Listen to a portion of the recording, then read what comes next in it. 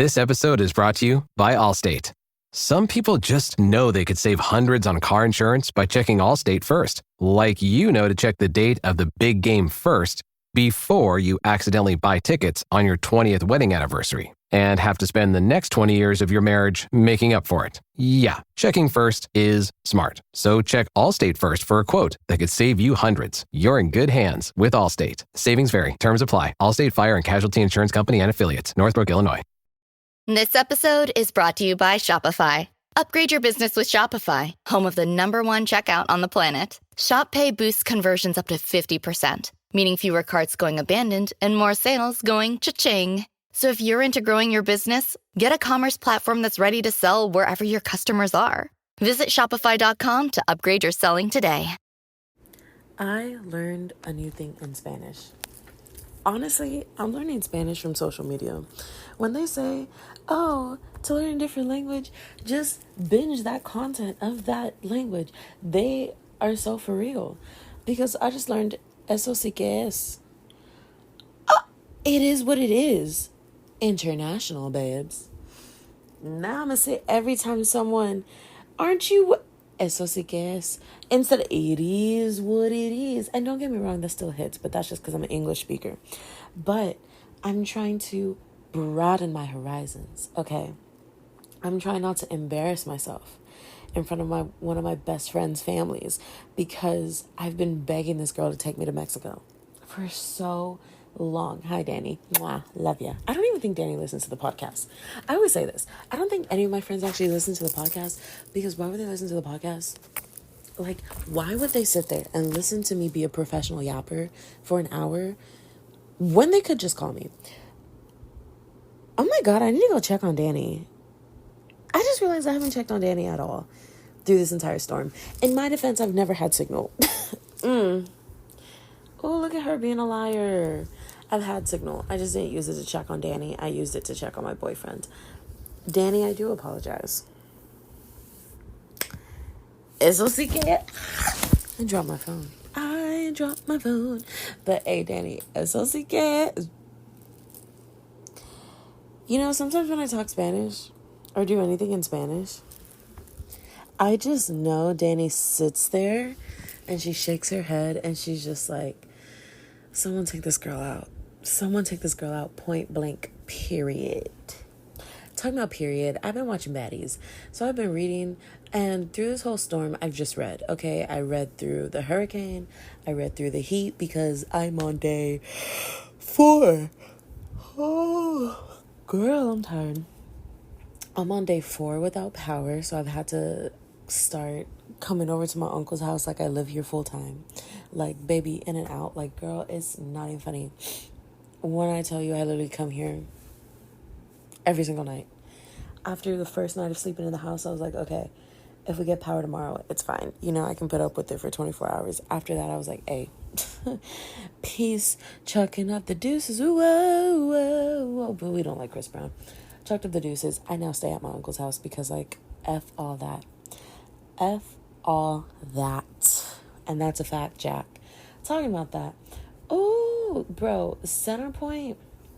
When I catch you, Ricky, when I catch you, I'm literally Googling pictures of the CEO of Centerpoint because when I see you outside, I need to run a fade. I need to run a fade with management. I need to run a fade with CEOs. Whoever coordinated how, I'm tired.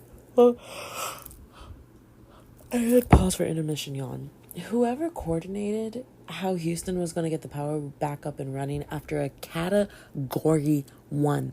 Hold on. Let me run that back. Let me say it louder for the center point workers in the back. Not the linemen. Not the ones out here busting a sweat pond line up in the sky, you know? Not those people. No. And now Ben's ready to shoot me point blank, period. Not the linemen who up there literally fixing the cable lines and fixing all the lines out there on the telephone poles. Not them. Okay, they simply just work here, man. They don't know. They just work here. I'm talking about the people I'm not cutting out a single yawn, so I hope all you female dogs are yawning. Not me trying to keep it clean. It's literally 2 a.m. But I'm not talking about those people. Okay, I'm not talking about the ones who are literally busting a sweat out there, literally trying to get people power. I'm talking about the people who made a whole game plan for how they're going to get power back to Houston for a Category 1 hurricane. Okay, 2.2 million people are without power. Yeah, I get it. It's worst case scenario. Category 1 hurricane and 2.2 people are without power. But let me just say this. After a Category 1 hurricane, the worst thing that happened was a bunch of people lost fences, trees broken, bayous flooded, roads flooded, and that's it. Hurricane Beryl did not claim a lot of lives in Houston. And as of right now, we've already had someone die because they've been without power in their home for so long. And they had an oxygen tank and out. And the oxygen wasn't flowing. And that's what gets to me is like your center point energy. Center point energy. Baby, your one job is energy. Your one job is to provide the energy to the houses, and you can't even do that properly.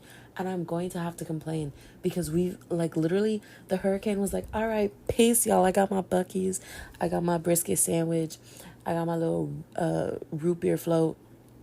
I don't know why you're getting you can get anything at Buc-ee's.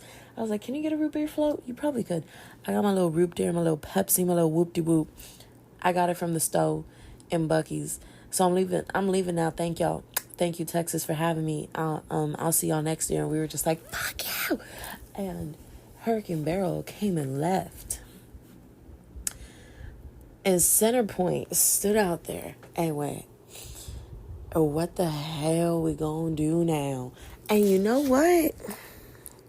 Right then and there, someone should have turned around and boop. Right, boop, boop, boop. Right there, Centerpoint management should have been thrown on baddies. Right then and there, babe.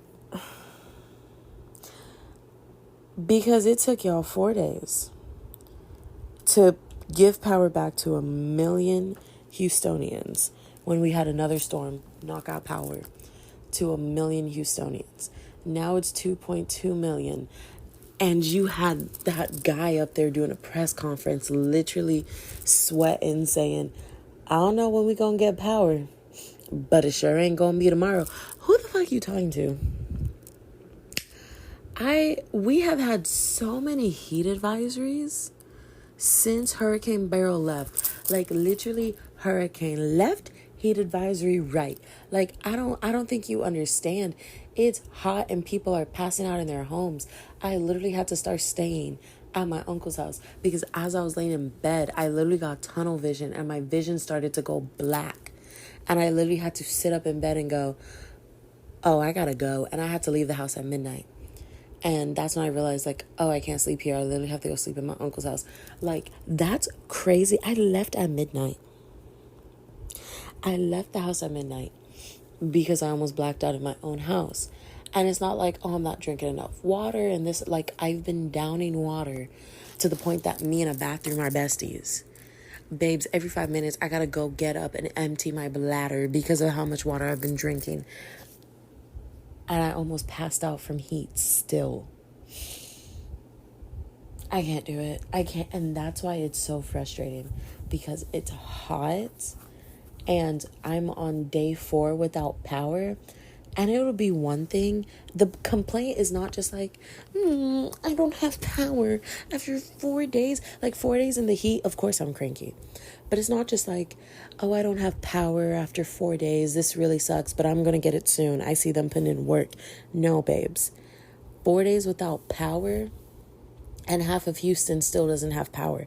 It took them 2 days to quote unquote assess the damage. 2 days of them doing nothing, of them not even trying to restore power back to the people who lost power. 2 whole days of just center pointless out here. And they claim that they were walking the lines on foot. 4,500 feet of cable.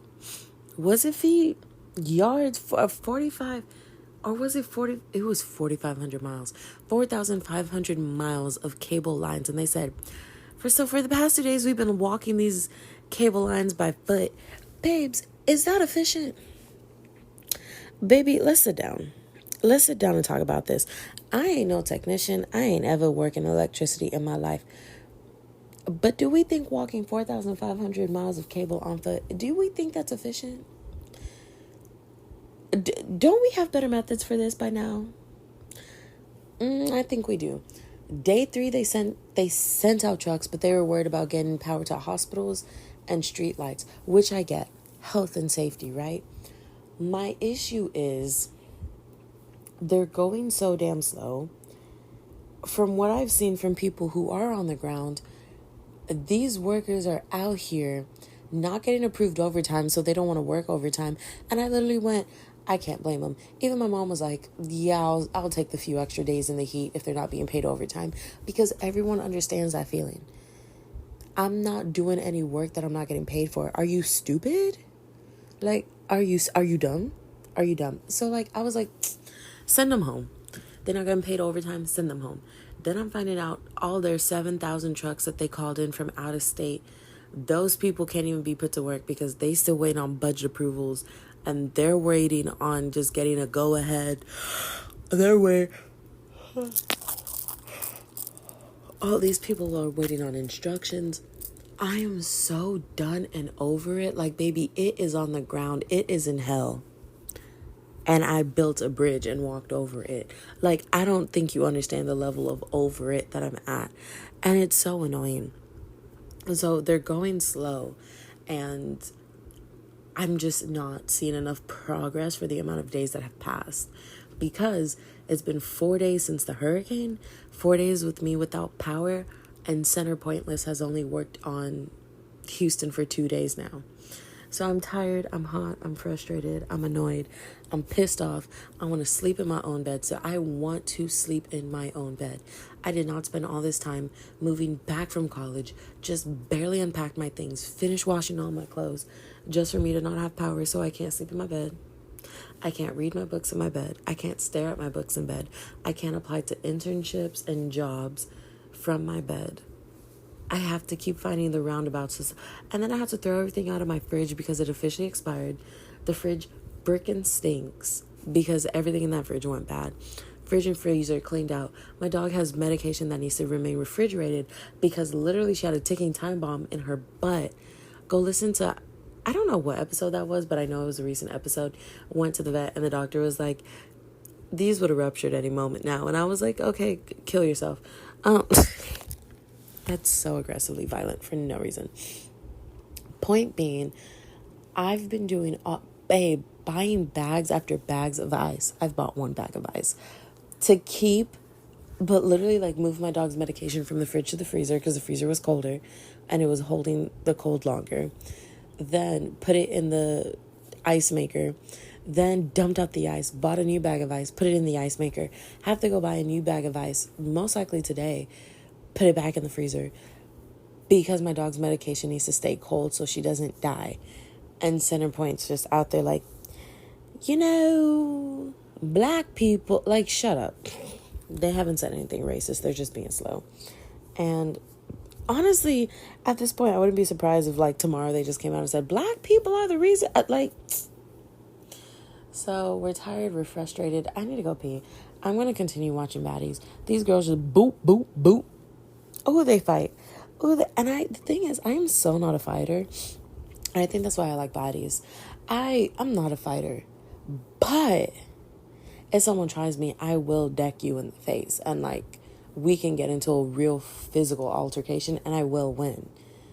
Because I literally grew up with guys my age. Like, all my cousins. Who am I lying? I have 1 cousin who I'm close in age with. The rest of my cousins that are male are like 10 years older than me. I don't care. I don't care if I'm off by a year. I don't care if they listen to this and they're like, I'm only 8 years older. I don't care. The point still remains. And so they literally wrestled with me all the time. Mainly the cousin who's 2 years older than me. Boy, let me tell you, I got beat back in the day. Oh, he used to beat my ass. Oh my God. And he was just like, tee hee hee, you never hit back. You're just a weak girl. And then I would cry. I did my signature move. I would cry and go snitch. Why? Because I was literally getting beat, bro. I was literally getting beat up. I was getting bullied. Listen, I just heard a door open and I got scared. Listen, when someone is beating you, when you know you're not going to win a fight, just get up and snitch. Get up and snitch. That's what I'm leaving y'all with for the day. Get up and snitch. If you're losing a fight, just get up and snitch. Bro, get up and call the cops. Get up and call a teacher. Why are you afraid to look like a little weakling? Because, oh my God, why would I go snitch on them if they just like beat me up? Because you got beaten up. Get your last lick back. Know your strengths and weakness. Know your strengths, know your weaknesses. You know your strength is not physical. Get up and snitch. Get up and nana boo boo as they are being either dragged off to jail, dragged off to the principal office, or dragged by their ear by their parents because you just snitch. Bro, get up and snitch. Go be a snitch. If that's the lesson I'm leaving with y'all today. Go be a snitch.